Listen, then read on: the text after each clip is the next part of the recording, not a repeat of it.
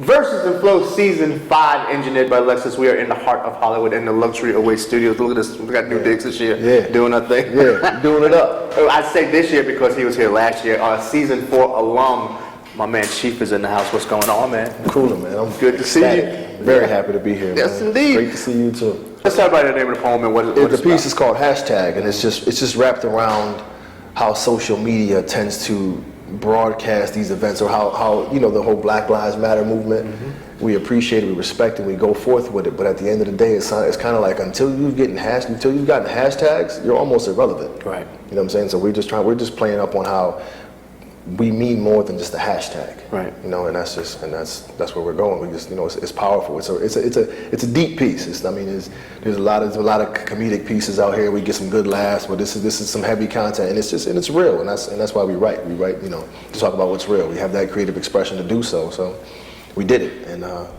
we met. It was crazy because I met these guys last year here, and we've been chopping it up ever since. Like I sat in and watched the shows for the past couple of nights and just was like blown away by what's been going on. So you will be excited to see these episodes coming up, for real. Hashtag, that's what we're doing tonight. Yeah. You have a web poem as well, though. I do. I have a web poem. It's called Light Skin Boy. And this one's is very personal to me. It's I recently had a son. Mm-hmm. My son is he's 1, and he's very, very light skinned. He looks like a little white boy. Mm-hmm. And I can raise my son, and I will raise my son to be the best man he possibly can be. But there are components that go through me that just make me a little insecure, and like society sees color. And it's unfortunate that they do, so I have to prepare him for that, but I don't know how to, because I don't know what little white boys go through when they grow up. You know, he's going to experience some level of racism, but it won't be the same thing I've faced. Right. So it's difficult. It's something it's internal for me. And a line in the poem says, "My friends say I've created this issue, and society doesn't care." It's not true. They do care, which is why it's been bugging. It's been weighing on me. It's just like, you know, I'm going to raise him to be a man. He's going to be polite. He's going to be respectful. He's going to be intelligent. He's going to do everything right to the best of my ability. Mm-hmm. But at the end of the day, there's certain components of life that I cannot prepare him for because I haven't been there. Right. So we'll have to go through those experiences together. So it's there's another line that says, "I'm his father, not his coach." You know, when people oftentimes see, you know, a black man with a young white boy, they say white boys are only delivered into the hands of black men when there's a chance of athletic promise. Mm-hmm. You know, and it's just like, I took my son to a basketball game, and the lady, when I told her it was my son, she kind of was like, "Not your son. Whose kid are you babysitting?" Like, first of all, I raise my children. I don't babysit my kids. This is my son. You know, and she wasn't trying to be disrespectful, but it's just she didn't get it. It's unfortunate that she saw it that way, and it was just it was something. It's been weighing on me and weighing on me and weighing on me, and I'm like, I have to write about this, and people don't oftentimes view that as an issue, as a even if it's a, you know, a white man who's dating a black woman or a colored woman, and the child comes out a little bit darker. Like, they don't. I would believe that they would have that same kind of struggle, because there are certain things that he can't prepare his son for because he hasn't been there. Right. He doesn't know. So I mean, it's just. I'm assuming, but I haven't been in the shoes of an adolescent white male, and we know how society works. So it's just in a struggle with me that's just been going on. So it's I think it's important to get it out there and let people see it from a different perspective. That's all. Right. I mean, I'm gonna do my best to raise him, but again, he'll be comfortable in who he is. But at the end of the day, as unfortunate as it may be, at some point he's going to experience that, and we gotta work through it together. Now, that poem was personal. Mm-hmm. The first poem you were doing with the fellas, it's socially personal. It's more like it's something that needs to be said. Right. I would think so. Yeah. How do you go through that process? How do you set it up to write those pieces? You know, because these are things that are not being said.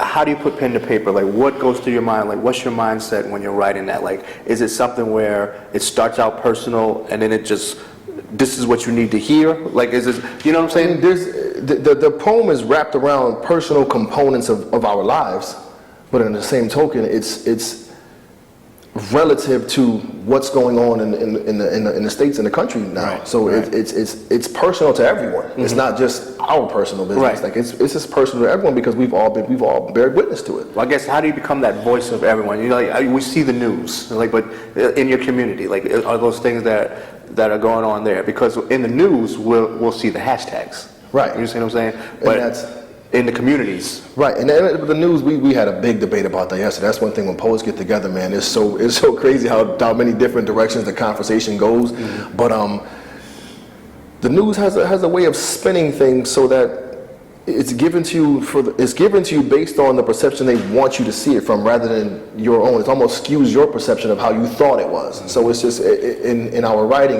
we're very, very literal. Yeah. Very, very. There's not many hidden agendas. We're straight, directly to the point.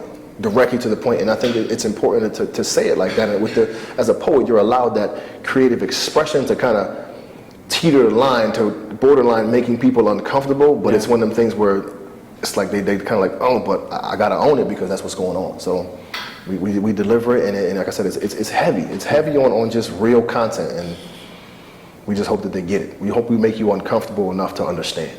Okay. You on season 4? Yes. How did that experience being on the show? How did it help your brand? What was the feedback from your community? It's pretty awesome, man. I've garnered a little bit more attention, and people kind of like it's crazy because people kind of like recognize who you are. And I'm from a small town in Connecticut. It's very, for hard-hitting New Britain. It's very, very small, man. But it's kind of cool because I work at a high school. So when my school publicizes and they put it all out, and the kids will see it and they'll go on the links, and it's genuinely like it's giving kids hope. Mm-hmm. I mean, in high school, you got so many kids who write. Like we took a field trip of kids to go see me perform one day, like 27 buses of kids. Okay. And the next day I had like 180 poems on my desk from some of the hardest kids in the school. Like, Mr. I write, Mr. I write, Mr. I write. Because in high school you're teased, the males at least are teased for being poets, for wanting to express themselves. Yep. And then when they have someone who's from where they're from, who's done what they've done and seen what they've seen, being successful or pursuing their dreams, it gives them something to look forward to, man. And I can't tell you what Verses and Flow has done for my students, for my community, in terms of like me being the one who made it, per se. And I mean, it's just a matter of pursuing my passion, sticking to my guns. I love writing, I love reading, I'm a poet, I enjoy that, so I pursued that, and I wouldn't let anyone tell me no. And when the kids see that,